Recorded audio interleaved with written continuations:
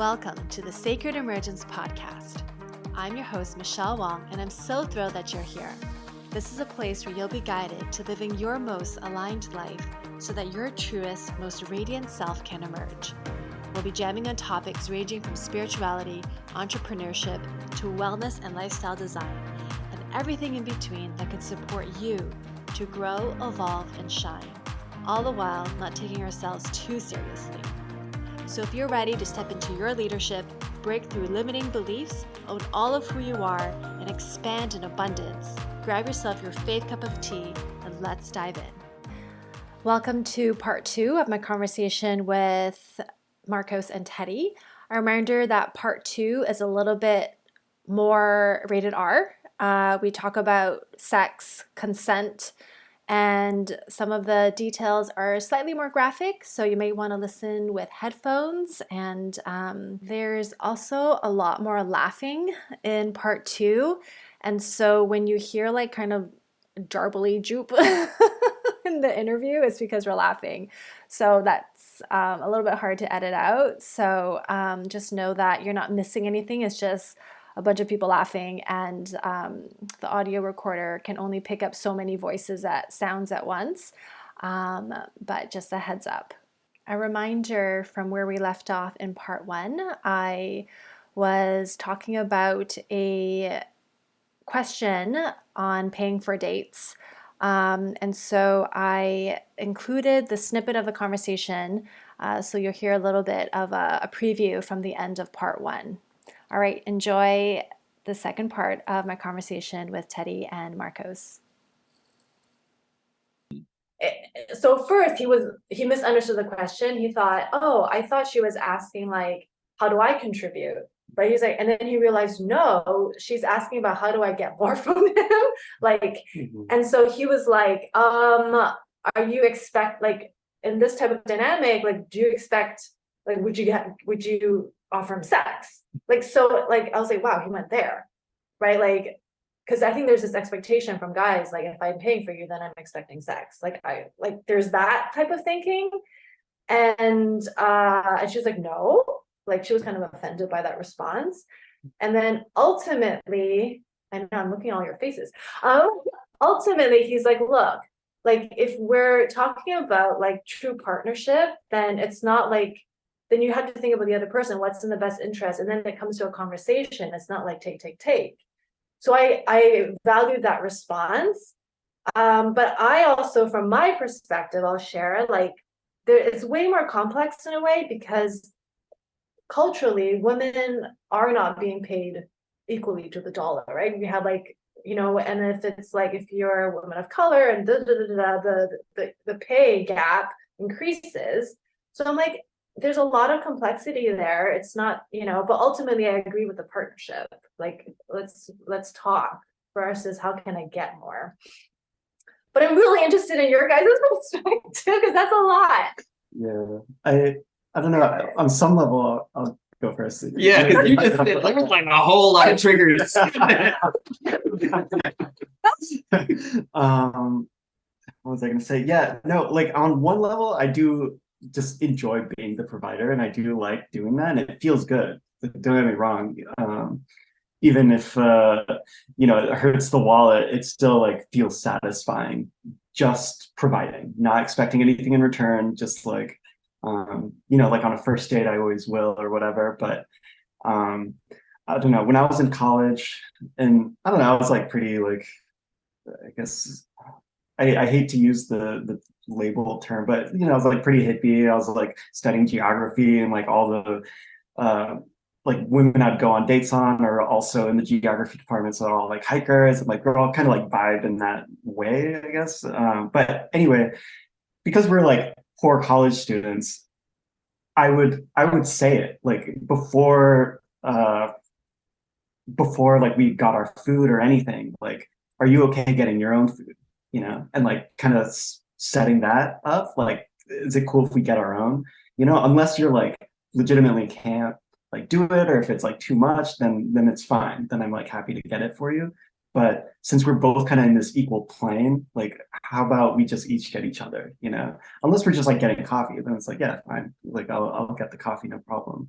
but now that I'm older, I feel like there is a threshold where like I'll want to pay for the first, I don't know, like 3, 4 dates, but there's also a lot of context, and if I know that they have a good job and they're doing well and like whatever, then I don't have a problem asking that question. But then also the woman will sometimes just ask too, or will just say like, oh, it's okay, I could get mine, or like or rarely, but sometimes it'll happen where they'll like offer to get all of it. I'm like, yeah, sure. Like, it feels good being on that side of it too. Yeah. But yeah, that's where I'm at. Yeah, I mean, like I said, there's a lot of triggers for me. I think it really is the thought that counts. Getting to the money thing, getting to, what are you trying, like how are you showing up? I'm a giver by nature. So what I've struggled with and had to learn to combat is that I will give way more than I should, and other people will just take. And so the first thing is, oh, this woman is just a gold digger and she just wants to have somebody pay for it. I mean, as you related the story, does she even care about the guy? Right. Yeah. And so, I think, yeah, I totally agree. I also feel like there's some threshold at which, like, it's really nice. I was raised to be a gentleman. A gentleman should pay. And I think that's the intention, is to express like care and respect. And at some point, you transition to a relationship where it's, it's like, well, what are their intentions, right? And it doesn't have to be money, right? Like, it doesn't have to be take me out to a fancy restaurant. It could be like, I mean, even if it's like a meal, but it's like a picnic, right? Like, I don't think it's about the dollar amount at all. I think it's about the intention and the effort. And I think for guys, it's really hard to know if the person you're taking out just wants to just get stuff and go out, or if they're really trying to contribute. Like, it might be like they had no money, so maybe they pick some really great flowers, or what, you know what I mean? Like, I would value that in the same way that I would value the dollars that went into buying a meal, because people just can kind of contribute what they can. Yeah. And I think for me, that's the healthiest place to get to. But some people are just transactional. They are. And like, you talk about, like, does that mean sex if he's always paying? Right. Some people are really transactional like that. Like, the expectation is sex because I'm paying all the time. Yeah, and like, 2 kids, assigned female at birth, and they're teenagers, and I'm like, you just need to know that for some guys, if they're paying and you accept, that is like some sort of like tacit contract to they saying like, yeah, we can, I don't know, make out, I mean, or whatever. And as people get older, it becomes sex. And for some people it's not, right? So like, how do you know who's being transactional and who's not? It also just seems kind of slimy. Like, it's just like, don't go out with, you know what I mean? Like if you're trying to pay, so like I'm then agreeing hereby through said payment that we will then have intercourse, like, I feel like expectations in general are pretty hairy. Yeah. It's like, it's better to not, it's like the saying goes, it's like expect low, but hope for the best, but expect the worst, and I don't know, in the case of like buying dinner for someone, it's not expecting the worst, it's just like, don't expect anything, and that's fine, it's like, because at the very least, well, I mean, at the very least, the conversation sucks, and I'm like, well, at least I know I'm not going to see this person again. We should have made this lunch. Oh God! I gotta go. No, but but if it was like a good interaction and there is like a spark and chemistry there, then it was fun. Then it was fun. It was like I paid for like the time that we got to like get to know each other, and that alone is valuable. Yeah, it's really interesting because personally I've been in relationships where it's just like the guy just takes action and pays, and we're at this point boyfriend girlfriend, and I don't question it, but sometimes I'll like, oh, let me get this, let me get that, like, and then there's other times where it's like, let's go 50-50, which has been fine, but I feel like those 50-50 ones sometimes it's like, okay, I'm like, I don't know, that relation, none of them have lasted, but it was like there was a breakup once due to money. And I was like, well, this is really interesting. Like not due to money, but it was a big contributor. Um, yeah, so I think like money is an interesting one, like for sure, because it's like it's our resources that were, about survival. Yeah. And then, I mean, there's also kind of a station, right? Like the person who pays more, should they have more of a say in the Like power relationship? or Yeah, something. yeah. There's that. Mhm. There is like even between some of my women friends, it's like, oh, maybe they're trying to gain power over you if they're always paying. And I never really considered that because I'm about, well, partnership and like quote unquote equality. But it's true around like money. So how Like, do you figure out what the other person's into, right? So, you know, we lived in the Bay Area for a long time, and just because of the way our salaries were, I was paying for our house and and covering more stuff. I was making more money at the time than my wife was.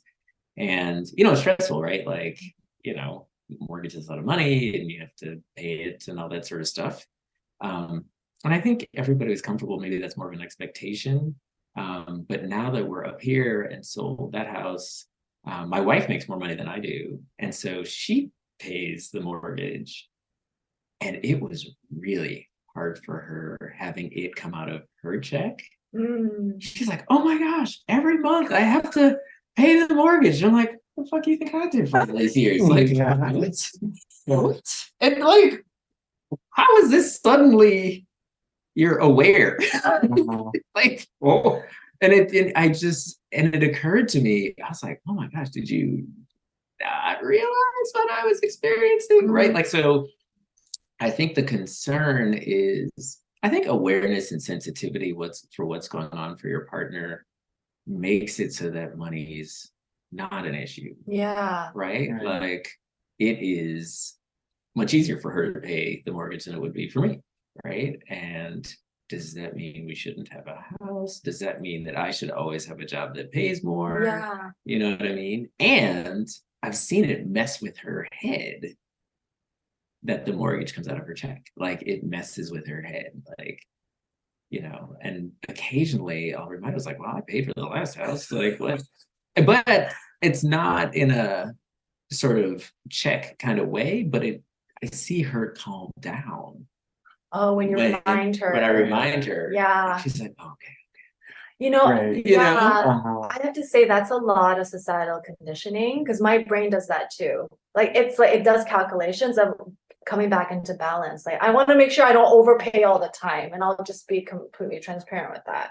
Like, oh, it's okay if I'm paying because last time this person paid and it balances out in my universe. But it's really interesting because it's okay if I'm with a guy and he overpays all the time and I'm contributing. That's very like conditioning right there, and it's so ingrained, and I think it even comes before I was born and my parents' generation. Yeah. And when your wife, well, as she's paying mortgage, does that affect you in any way in terms of receiving that, or? It does not me. And I think that it could. I have thought about this. I think it's really good for me that I did pay for the last house and that I sold it, and like we made a lot of money in selling it. It's a Bay Area house. I can be like, yeah, I paid for a Bay Area house. You know what I mean? Like, but if not for that, again, getting to the societal conditioning, I could be like, man, I'm like pulling my own weight, like, like, man, I just, yeah. Yeah. I don't know. And so it's interesting. Like, I think it's like women have their stories and men have their stories. Yeah. Yeah. And so then what do we pass on, right? Right. I think about this with my kids all the time. What should I be teaching them? Should I be teaching them that the man pays? Because I'm very much by nature and in practice the nurturer. And I made this transition really having seen my mom transition and talk about it from being it's crazy. She says this. She's like, oh yeah, when your father and I were first married, I would just get my check and I would just endorse it and give it to my husband. And I was like, what? You just handed a man your whole paycheck? That's like, what kind of 1950? Oh, okay.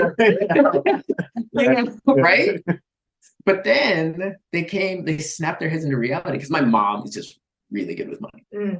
She's got an amazing accounting mind. She, in my whole lifetime, has always done the taxes for the family. And so he should have been handing his check to her, like from day one. And so they made that transition. I don't know what the bridge was like, from her handing her check to him to her being like, nah, but they made that transition. And I realized that like, I am a nurturer. Like I really enjoy hanging out with the kids, raising the kids. I am really good at multitasking. And so having to take the kids 50 million places and also squeeze work in and do all this other sort of stuff and make food and like, yeah, I'm good with that. And I enjoy that. So arguably the person who enjoys that should be the one doing that, whether they're male or female. Right. Yeah, I like that. But that's not necessarily okay. It still messes with people's heads. It does. I mean, even with my dad, he'll say to me, that date you went on, who paid? He'll ask me and he'll be like, don't go for the 50-50s now. Like, you don't want to, like, don't go for the, like, he's like, I mean, especially in the beginning, I can see that. And it's like, I'll even talk to my women friends who are like older than me and we'll share dating stories. I'm like, oh yeah, he made me pay. And I like first date coffee. It's like, I was out, like that was that, like, or like even dinner. And it's really interesting because I'm like, oh, for me, even like, if I'm newer to the dating experience, I'd be like, okay, so that's like, I'm learning. I say, okay, so that's not good. I want to find someone who is paying because it's like, it's very interesting, the dynamics. And I know like of a friend, like she's like, oh yeah, my now boyfriend of 3 years, the very first date, he didn't pay. But ended up like, they ended up just kind of being friends. And over time, the relationship developed. So there's lots of like, and I was like, well, what made you continue dating him? She's like, I wasn't interested in necessarily dating. We had a lot of common interests.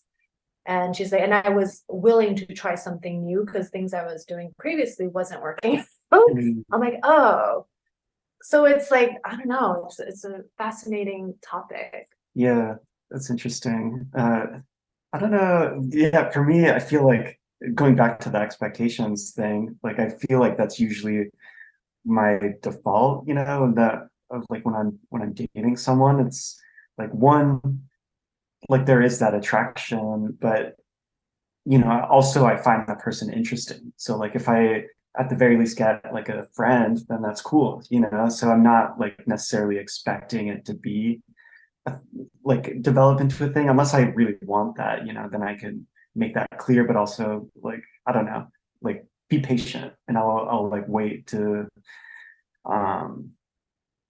see how the relationship develops, but even if it is like there isn't that expectation of us like actually like quote dating or becoming romantic partners or anything, like I'll still want to provide in the beginning and like pay for the dates and stuff, but yeah, I guess I'm not necessarily expecting it to get there.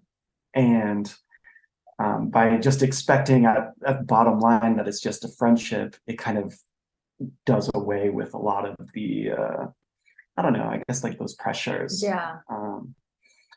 Yeah, and it also like, I don't know, I feel like it's a you kind of tap in with the person in like a behind all of the like the conditioning and stuff. Like it really lets you like see the person as they are, as like going into it through like the friends, you Yeah. know. And I feel like that's like a big stigma. It's like, oh, like friend zone, you know, that's like such a thing. But it's like well, like if I want a relationship to work, at first we have to be friends. Like we have to be able to have things in common, to like, you know, be able just to like hold conversations and like enjoy our company, like I would with any friend regardless of gender. And then I could build off of that, you know, if there's more like attraction or there's more like whatever else there, you know. It's really, I think it's unhealthy to assume the like the notion of like the what's it called? It's like the when you first see someone, you fall in love at first sight. You know, yeah. It's like these things kind of tend to develop and grow. You know, you cultivate that love over time. It's not just like sudden. And I feel like that's also something of dangerous, unhealthy with like social media and like the instant gratification. You know, you're just like, whoa, this person is like like sexy and hot, and like, you know, you just like want that, and then like, you know, it doesn't pan out or whatever happens, but then it's just like on to the next one, you know, where if you're kind of going at it with like more of a foundation, it's going to last longer and be more meaningful in the end. Yeah, and I think that's where like the partnership comes in, like having each other's back. And then it's like, okay, well, what, you know, how can we talk and then have it serve us both, whatever decisions we make. Can I just say, I totally agree with what you're saying. But in my marriage, it's the exact opposite. And it was funny too, because when I went away, you know, to school, that's where I met my wife. And my friends had said, Teddy, we know you were the romantic type who's like quick to fall for somebody. So don't be coming back here talking about, oh my God, you love me, you know. And literally the first week, like classes hadn't even begun. It's like, oh my God, that's the girl.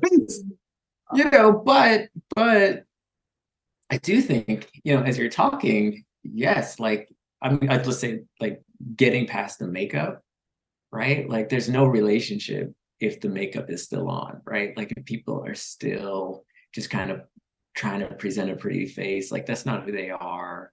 You know, that's not what your life is going to be like with them. And, you know, you need to get past that to just like see what it even is. And I definitely agree that the wisest and probably the safest way to do that is to start as friends first. Yeah, and like, don't get me wrong, like there's people that I meet or like women that I meet that I'm like really attracted to and that just like really excite me.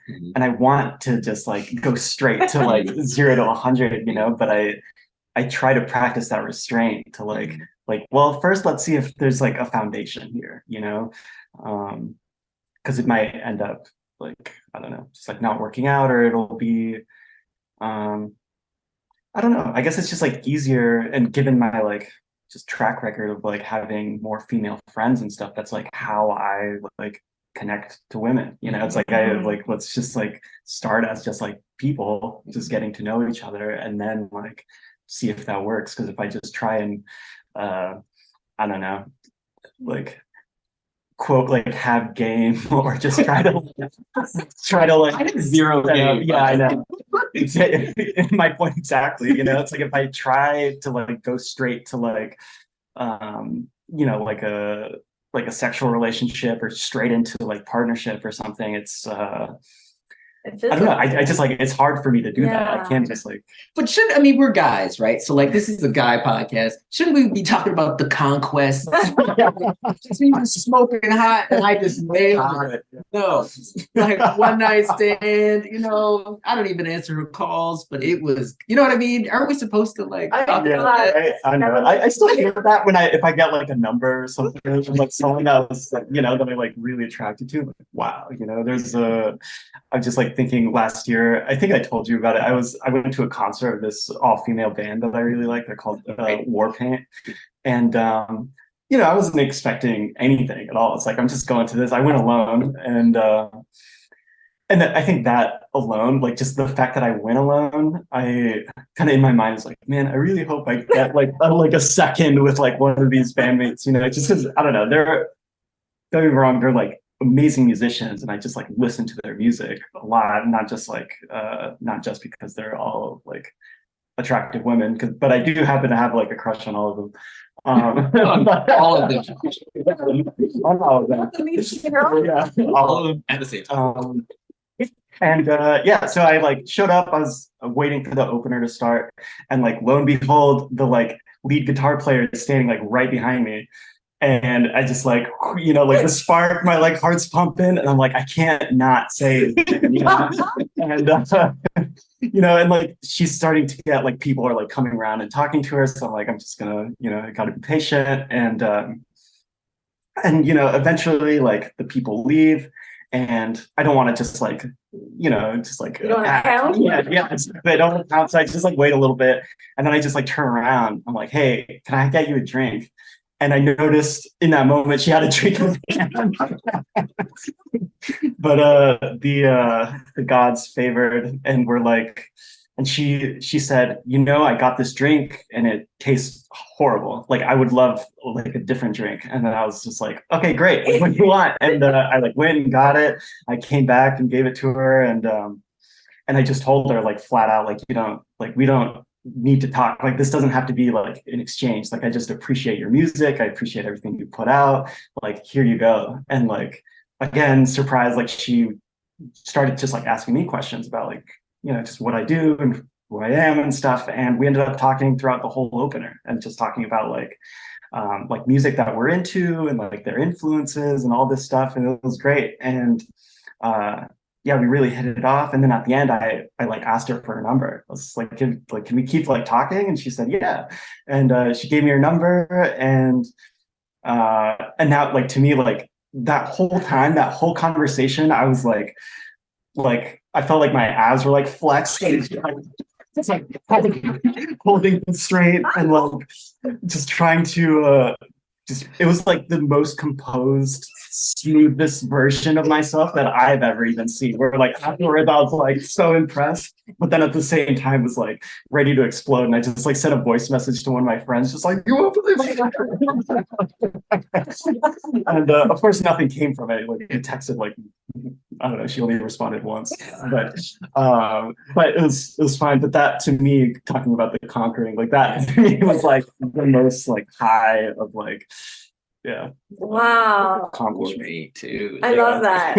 That's hilarious. And like, that's, yeah, thanks for sharing that. It's just, it's also like, as you were sharing, it's like you were like very alert and like man mode. Yeah, you were flexed. I mean, it was like out of like not trying to say anything dumb and just trying to be like careful and like, okay, hold conversation. Don't be stupid. Don't say anything. Oh my gosh. Oh goodness. So I want this next segment to be how not to be an asshole, because I want to talk about consent. And there's something you said yesterday, Teddy, around like, because I was talking about the way of the superior man and how like, I mean, he goes pretty kind of graphic, and like he's talking about like penetration and like you want to like, you know, women want to be deeply felt by you and your dick. I'm just like, whoa. But like, I don't know if he said dick, he might have said cock in his book. But like, I like your face, Teddy, because like, how graphic I should be.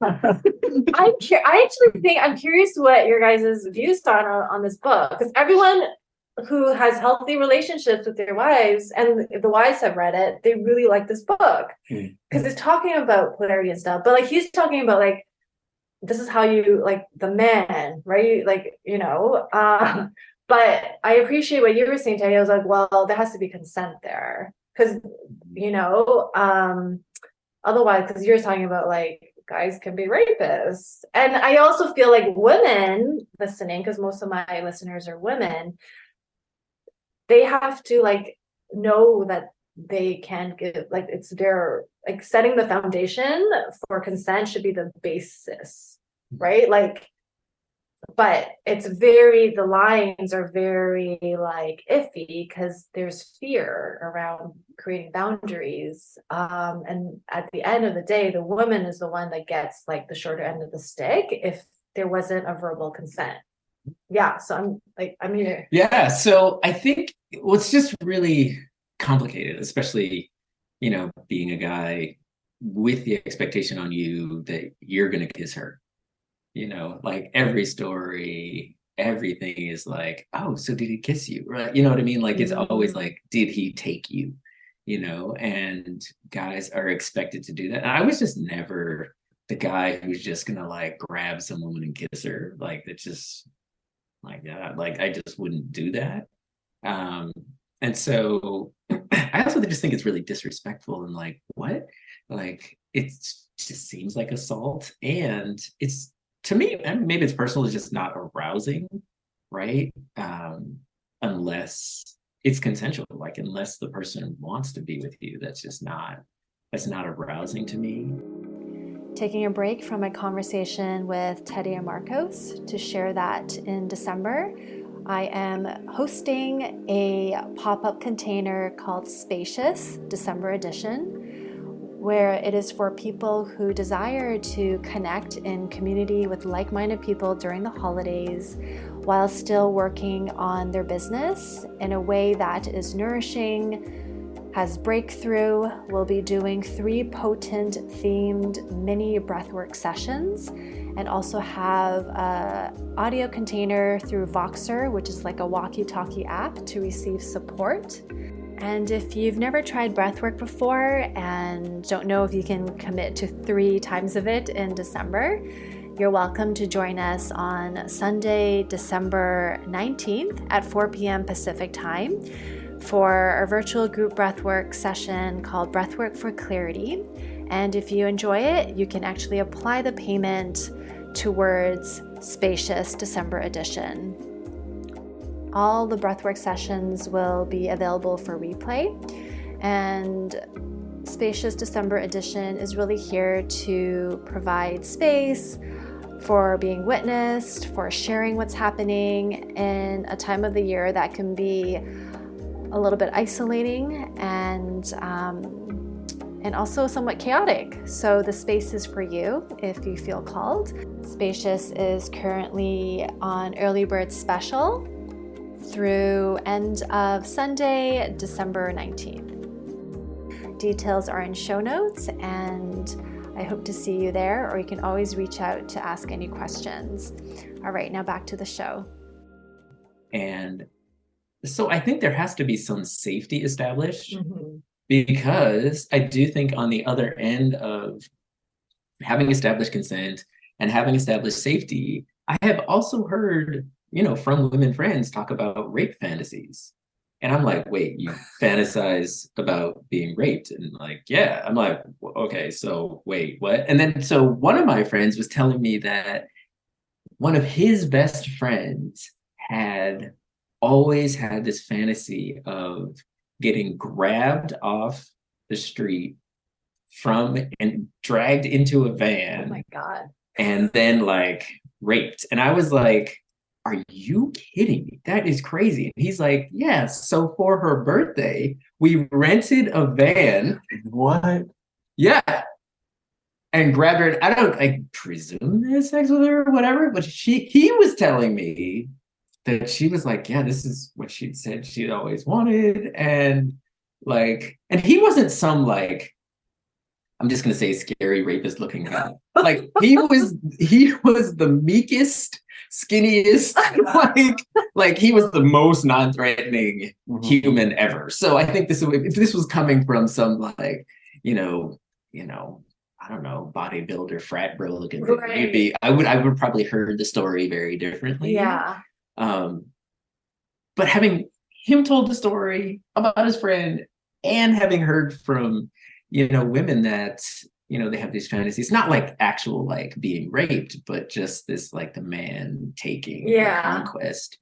Like it's still I'm still confused by it. Oh God. So I can only speak to my comfort and interest and arousal comes through consent, Yeah. but it's out there, right?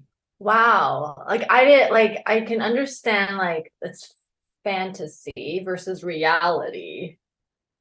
Was there like did she say how if she liked it? Like was she surprised and like get off me? Like what was there like I mean, we didn't get that far Okay. into it. No, but he had said I like was waiting she for the had punchline. always she had Yeah. always wanted this, and I was just like always wanted to be dragged into the back of a van. Like, But so there's this episode in Ally McBeal, really Okay. old, right? Where it's like what Portia, that's her real name, the blonde.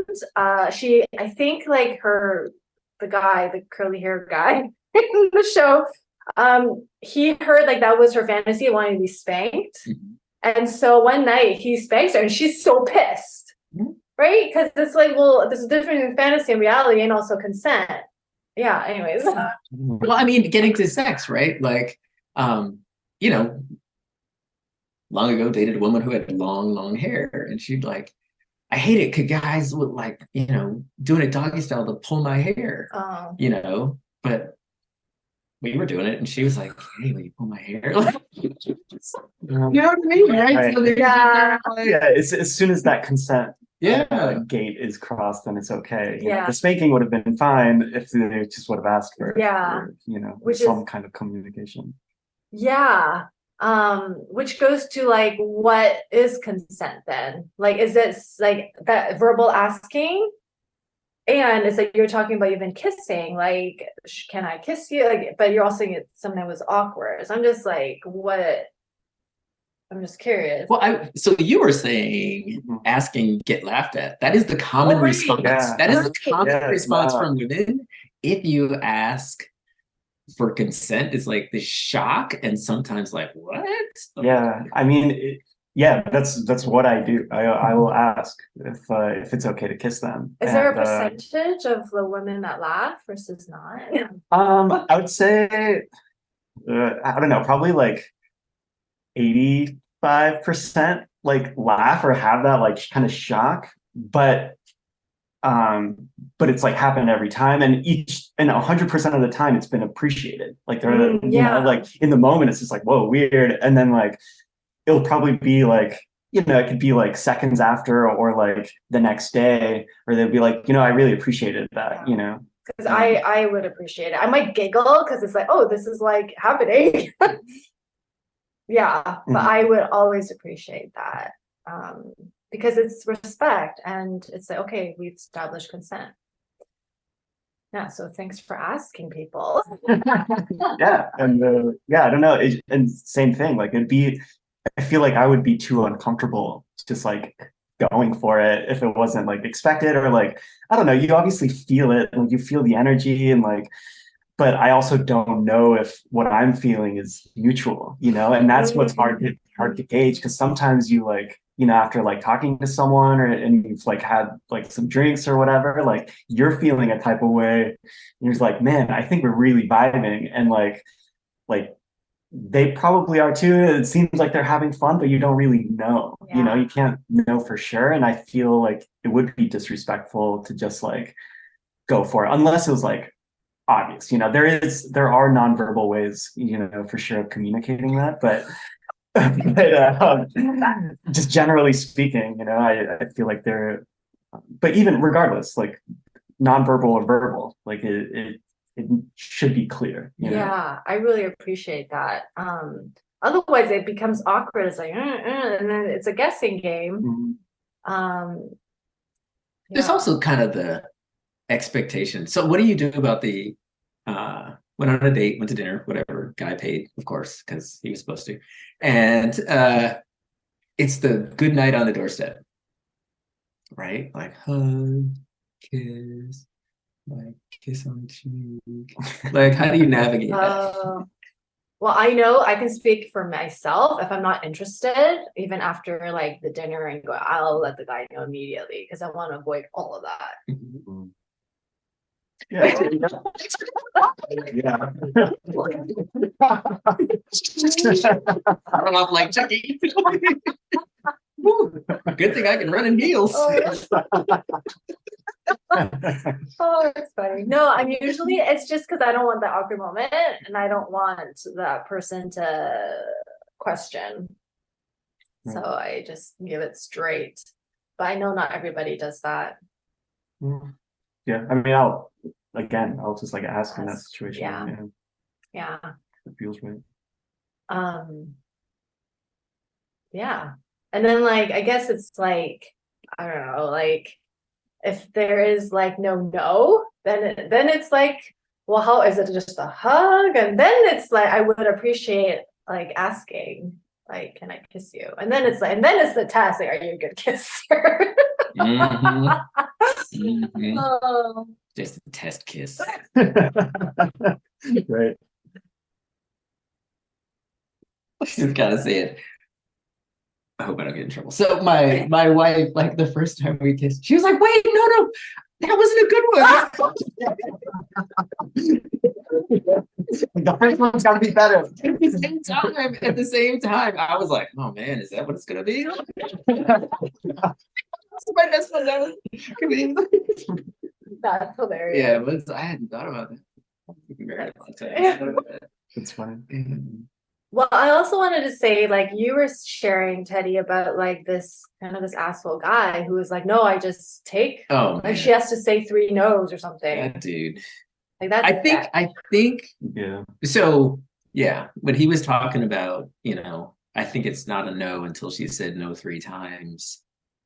The most horrifying thing for me in hearing that was he can't be the only one who Right. thinks this way, and he just said it, I think that was the biggest and the most horrifying part, because it's just like, what even, like, what is sex to him? Like, what does he just see, the woman as a piece of meat, or like, who, if she's not fighting him off, it's okay? Like, yeah.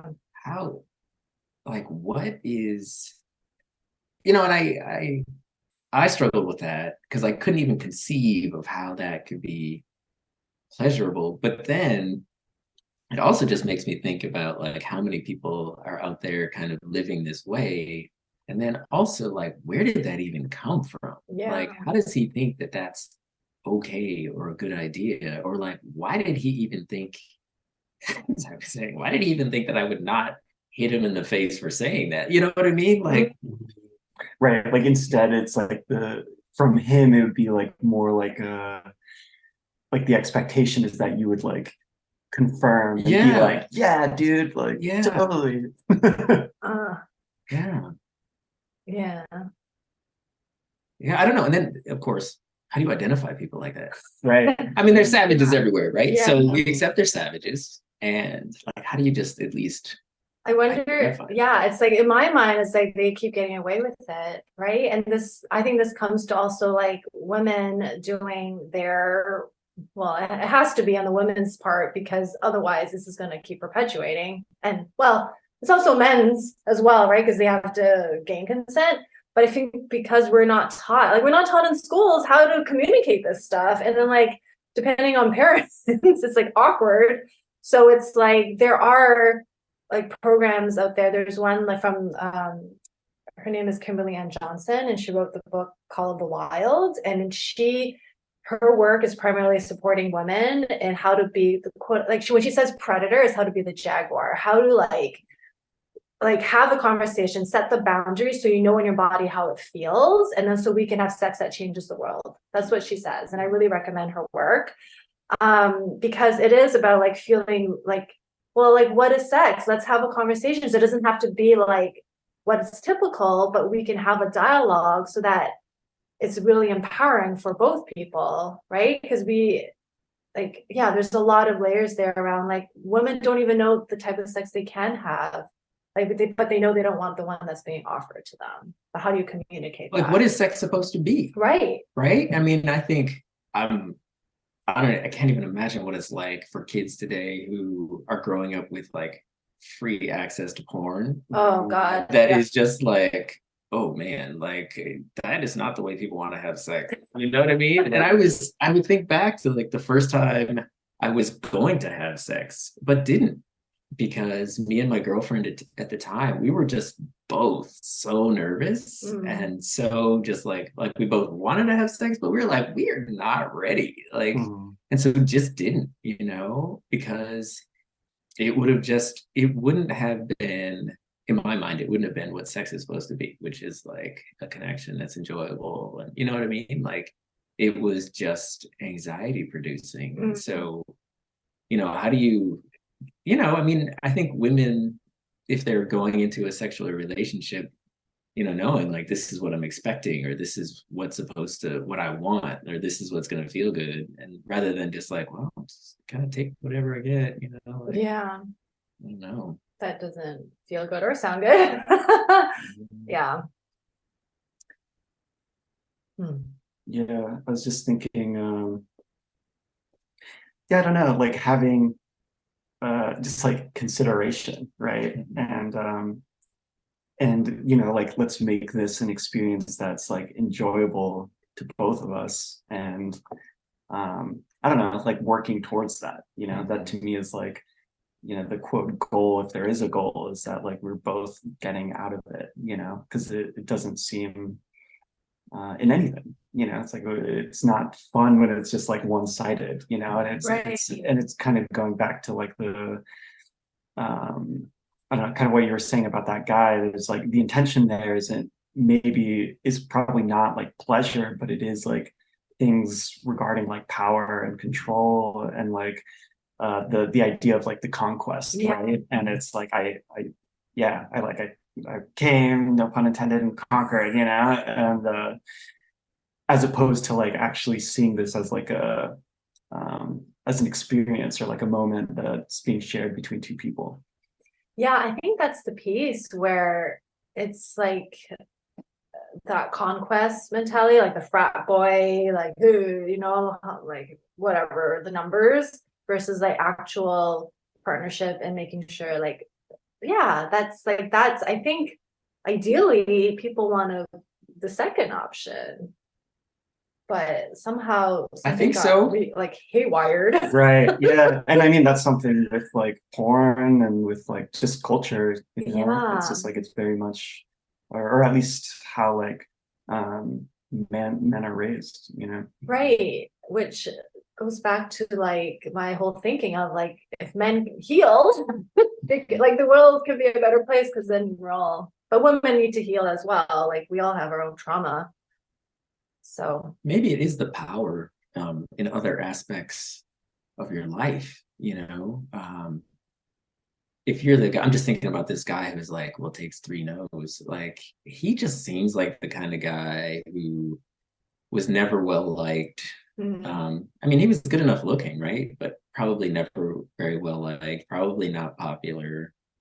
And where did he shine in his life? I mean, if it just seems to me that if you have done things that gave you opportunities to feel good about yourself and be respected, that you're not trying to just like dominate someone. Like that's not, like, you don't need to do that to feel good about yourself. yeah. So you're not necessarily going into a relationship as a conquest, Yeah. That's just what's in my head. I don't know.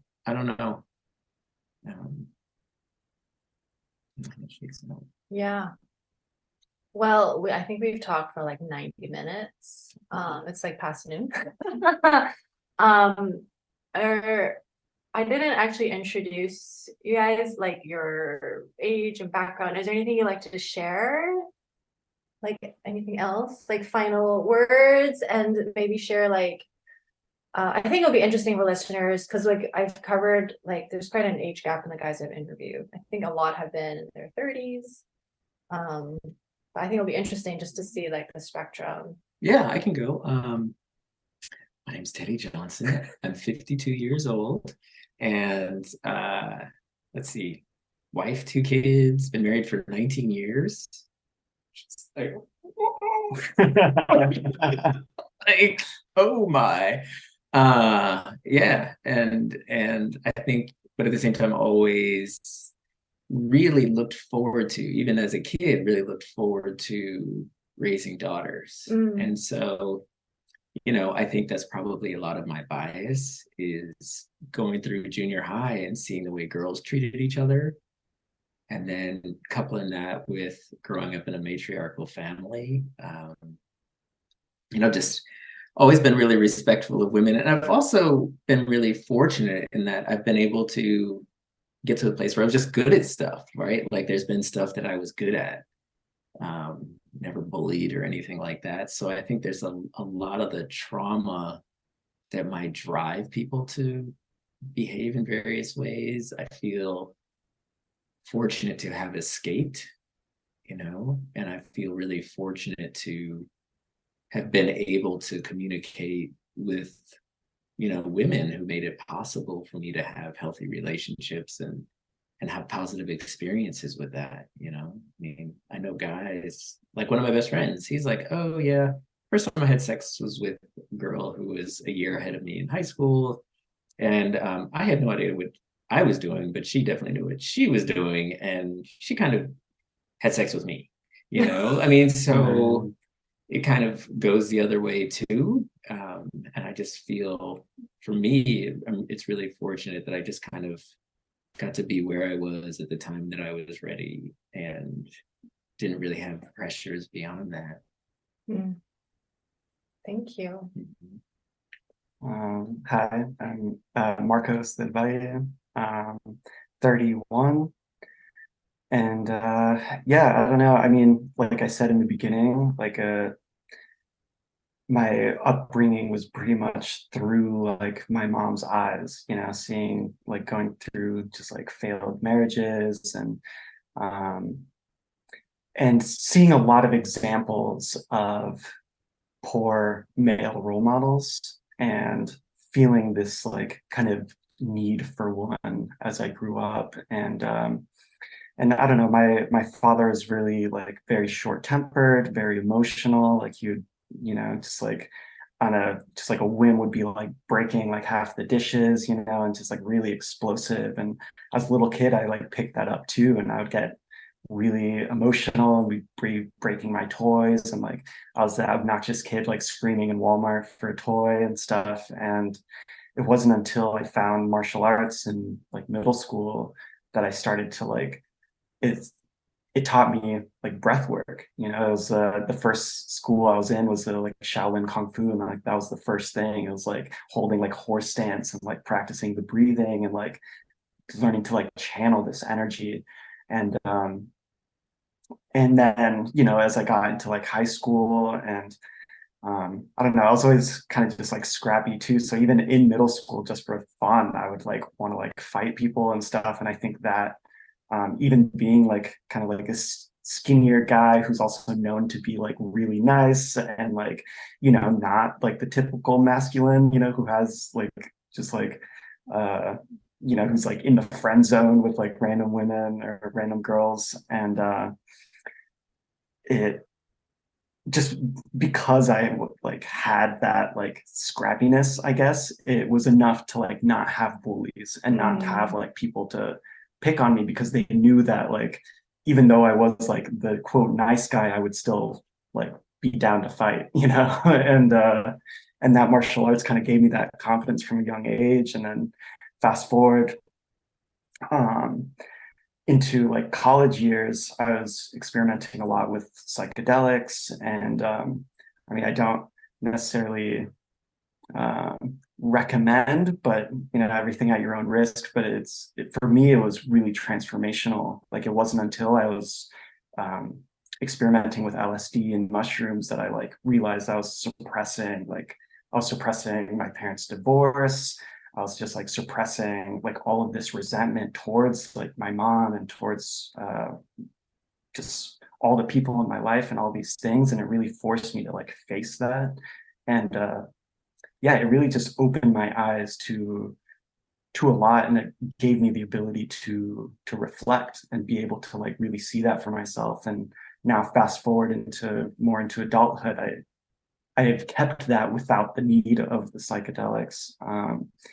And yeah, I don't know. And it always just comes back to my mom, you know, seeing her go through all these like really like kind of shitty situations with these like macho men, and but also being fortunate enough to have traveled and to have met like respectable male figures, and trying and seeing these like people who in my eyes are like the warriors or the king archetypes of like these men who like have respectable relationships, who practice consent, but are also like strong, and they fit the masculine qualities, but are also in tune with like the femininity, you know, and uh, and that's really helped shape who I am as a person, who I am today, and um, yeah, and yeah, going back to my mom, just like I see that, and I try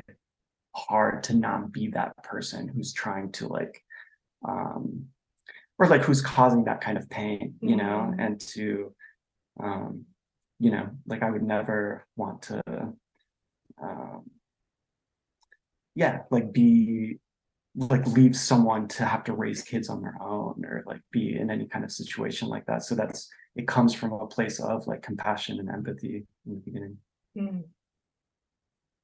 Thank you. Thank you. So that wraps up the men's series, the special edition in the Sacred Emergence podcast. I trust you enjoyed the rich, juicy conversations with not just Marcos and Teddy, but with all the other men from the interviews in the men's series.